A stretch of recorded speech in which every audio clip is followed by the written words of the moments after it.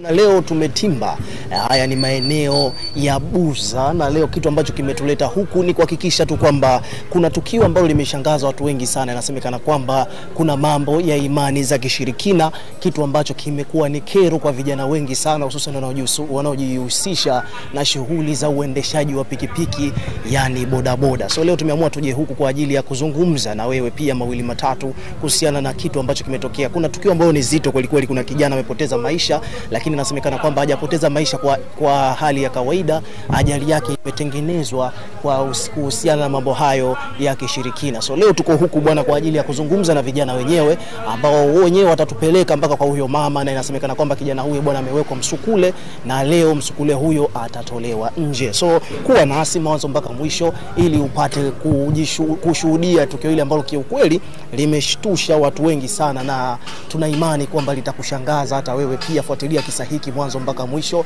Tumekuja huku maeneo ya, tuko hapa na vijana wenyewe wanaweza kujielezea mwanzo mpaka mwisho kuhusiana na kero hii ambayo inawasumbua. Bwana, habari za saizi kaka? Fresh kabisa, fresh. Bwana, tunakumbuka wewe ndio ulitupigia simu ili tuje tuzungumzie hili swala. Sasa sijajua kama ni wewe au ni yupi, maana kuna jamaa tuliongea naye. Alikuwa ni rafiki yangu mmoja hapa Mgundini ambao wote tunapiga bodaboda hapa. Ndo aliwatafuta. Naona yuko hapa, ngoja tupige naye story. Bwana, na mkaka, mambo vipi? Fresh vipi? Bwana, fresh kabisa. Kwanza kabisa poleni sana kwa matatizo ambayo mnakutana nayo. Wewe acha tu, yani hapa kuna matatizo mengi yanatokea sana kuhusu yule mama, yani ni matatizo mengi sana. Kwa maana nikaamua napigia simu uje ili tuweze kujua tunafanyaje, tunaanza kama kwa mganga au vipi. Yani maana kuna matukio ajabu ajabu. Huyu jamaa kashinda kuongea, lakini ndo kaka yake. Kashinda kuongea, ndo kaka yake. Yani na mwenzetu hapa kwenye bodaboda ana siku ya wiki sasa hivi haonekani. Alafu yani sisi kwa mama tunamuhisi. Kwa sababu yule mama yani kama akija hapa mpaka sasa hivi akija hapa sisi tuna zamu ya kupandisha kwenye bodaboda. Yani hapa ndio zamu huyu anapandisha abiria au zamu huyu anapandisha abiria huyu. Lakini sasa mpaka akija yule mama watu wote wanamkataa. Kwa sababu wewe unaweza ukapanda labda una 50 mfukoni, una laki, akipanda bodaboda kipakiza, ukimpeleka, ukirudi hela haipo, haionekani mfukoni kwako. Akikupa yani ndio hivyo. Kuna mchizi hapa juzi tu kama hajapita hata wiki mbili kapata ajali, yani alipakiza kapata ajali, mpaka umia mguu tu, alimaliza hata wiki kafa. Afu yeye kajichuna tu kidogo hivi. Kwa hiyo unajikuta yani matukio yanavyoendelea hivi, matukio mengi sisi hela zetu zinapotea. Sio mimi peke yangu, wengi tu hela zinapotea. Jamaa ukijumlisha na ile ajali, na huyu ndugu yetu alipotea sasa hivi tunahisi ni yeye kabisa. Tunahisi ni yeye kabisa. Hili swala limeanzia kwanza kwenye mambo ya kishirikina kama chuma ulete. Yani hili ni ushirikina pure, na kuna mama mmoja hapa mtani wanasifika yani mama yani ndio hivi, yani kama nilivyokueleza ana kitoto kimoja kidogo dogo, kitoto yani ukikipiga hapo yani au kikisema yani wewe siku yako yani inakuwa sio nzuri kwa kweli, yani kwamba mtu mzima wote tunamhisi ni yeye. Huyu ni kaka yake, ndio maana ameshinda kuelezea. Ile mimi ndo nimewaita, nimemshauri nikamwambia ndugu yangu unaonaje tukaita TV hapa tukafanya mpango huyu mtu tukamdhalilisha, tukapata mganga mkubwa tukamdhalilisha huyo mtu. Kwa hiyo maamuzi yenu yani ni nini sana sana? Yani maamuzi yetu tuamua hapa kwamba sisi twende kwa mganga. Hivyo yani twende kwa mganga, lakini inabidi tuwe tuna ushahidi na nini. Kwa sababu kuna kitu kimoja, inawezekana tukafuata mjumbe akakataa. Umeshaona? Kwa hiyo sasa nyinyi tumeita TV nyewe mwe kama mashahidi. Kwa sababu unaweza kumfuata mjumbe akakataa, lakini nyinyi mkiwa kama mashahidi kidogo inakuwa afadhali kwamba akijatokea kitu kingine tofauti na kitu tunachokitaka. Ndio hicho. Labda wewe mwenyewe mlishawahi kukutana naye mkamwambia kwamba bwana, kuna hali ambayo sisi tukikupakiza kwenye pikipiki huaga tunajikuta hakuna fedha, yani pesa zetu zinapotea kwa mazingira ya kutatanisha. Mshawahi kuzungumza naye yeye mwenyewe uso kwa uso? Hatujawahi kuzungumza naye kwa swala. Ila swala lake la nini yule tushamwambia bwana, wewe mshirikina sana. Yani hiyo shirikina tushamwambia, lakini tukumwambia kama pesa zetu zinapotea. Sisi bwana tunatembea na mavijiti sasa hivi kwenye mapochi yetu. Tuna mavijiti ya chuma ulete, lakini wapi? Yani yule mama ni hatari. Yeye mwenyewe anazungumziaje hili swala, labda mlivyomwambia hiyo issue? Hawezi kukubali, huwa anakataa mara nyingi. Ila sasa hisia kabla hujampata mtu, yani hujampata mtumio lazima umshuku. Sisi 100% tunamshuku yule mama. kwenye issue kama hii, labda sana sana wahanga wa hili tatizo ni nyinyi peke yenu au kuna watu wengine pia wa mtaani wanazungumzia kwamba kuna na wenyewe nao pia wanafanyiwa vituko kama hivi, au ni nyinyi tu waendesha pikipiki bodaboda? Yani sio sisi tu, hadi uko mtaani. Si nimekwambia, yani ukimsema ana kitoto chake kidogo, ukikisema tu, yani wewe siku yako ya kesho uamki vizuri, utamka unaumwa, utamka matatizo, usiku utata ndoto za ajabu, ni hivyo yani. Yani kwamba hadi hapo mtaani hapo. Sio sisi tu bodaboda. Akitoka hapa kija hapa ndo yani ndo kabisa.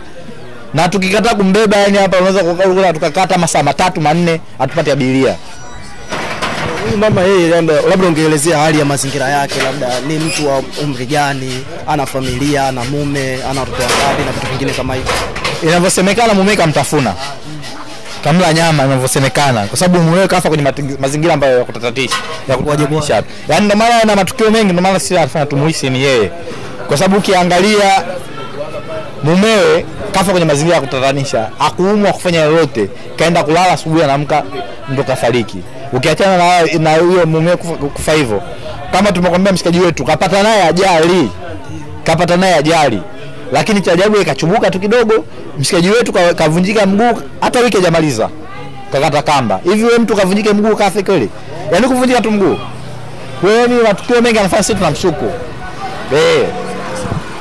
Kwa upande wa watu wengine ambao labda ukiachana na hii issue ambayo inawakuta nyinyi, kuna tukio gani lingine ambalo ni la kushangaza ambalo limesha kutokea hapa mtaani mkawa na wasiwasi naye zaidi huyu mama? Yaani tukio kubwa ndio hilo kwamba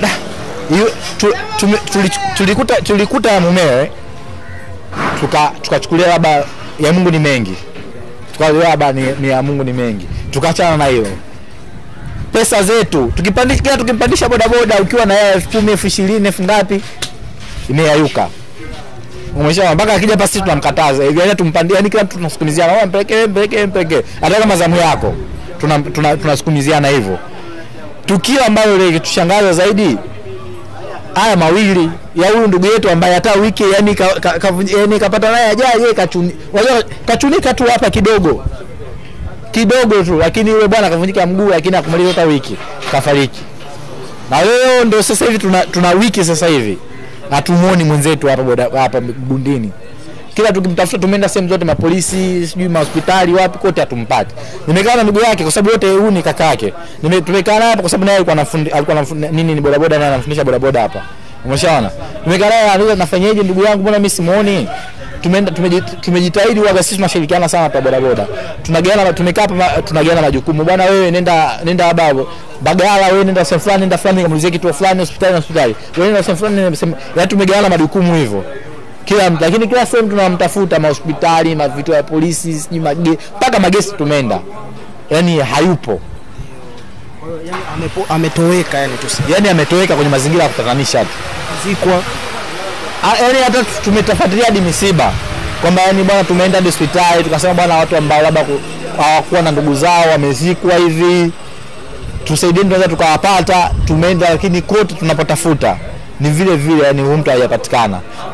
Kwa hiyo hapa nijulikane yuko wapi na ajulikane yuko wapi. Ila kabla hapo yule bwana alikuwa anatuambia kuna siku alitokana sana na mama, usijue aliuziana nini, yule mama akamwambia atamuonyesha. Kwa hiyo ndio maana vitu ambavyo tunafanya sisi yani tunamshika kwa 80% au 100. Alishawahi kukorofishana na huyo mama kabla ya siku ya kumbeba kwenye pikipiki. Yule mama pale anauza biashara pale mtaani. Hapa kwa sababu hapa ni barabarani, ila ni mtaani kwetu nyuma hapa pia. Yule mama anauza biashara hapa. Anauza biashara zake ndogo. Sasa sijui aligombana nini, wakatukanana sana. Yule mama akamwambia atamuonyesha. Na akaja akatuambia, akamwambia baba zake, bwana yule mama nimegombana hivi nimetukana sana. Baba yake anamsikia sio vizuri kutokana na wakubwa. Umeshaona? Ila kauli ya mwisho akamwambia kwamba nitakuonyesha. Kwa hiyo ni hapa tunapata picha kwamba 80% au 90% ni yeye. Tunachotaka sisi kuhakikisha tu. Na ndio maana nimemshauri ndugu yangu twende kwa mganga. Ni hivyo. Sasa hivi hapa kinachofuata ni kwenda kwa mganga kwa ajili ya kufuatilia ile swala la kijana mwenzenu kupotea katika mazingira ya kutatanisha. Yaani mlikuwa mnasubiria nyinyi tu kwa sababu yani kinachotokea tuna imani kabisa mjumbe sio rahisi kukubali. Kwa kama mjumbe sio rahisi kukubali, nyinyi mtakuwa kama mashahidi. Ndio maana tunawaita nyinyi. Kwa hiyo hapa tulikuwa tunawasubiria nyinyi tu tuondoke. Naam, mtazamaji, kama ulivyosikia, huyu ni mkereketo au muhanga wa tatizo ambalo limewakuta wananchi wa kijiji wa mtaa huu kuhusiana na hii issue ya kijana wao kupotea katika mazingira ya kutatanisha.